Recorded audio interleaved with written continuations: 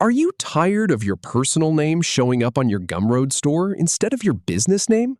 Learn how to change it in under 2 minutes. I'll walk you through the exact settings to update your business name and billing details. Let's start from your Gumroad dashboard. First, head over to Gumroad's website.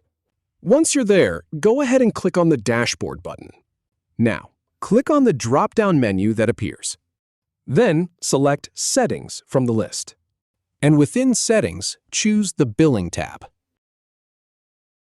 Here, you'll type your business name into the designated field. Then, fill in your billing details as required. Next, click on the US option to select your country or region. After that, hit the Update Settings button to save your changes. And that's it. You're all done. Your business name is now set. If you have any feedback or if any info is inaccurate, please leave a comment below. We'll do our best to answer or redo the video if needed. Thanks for watching.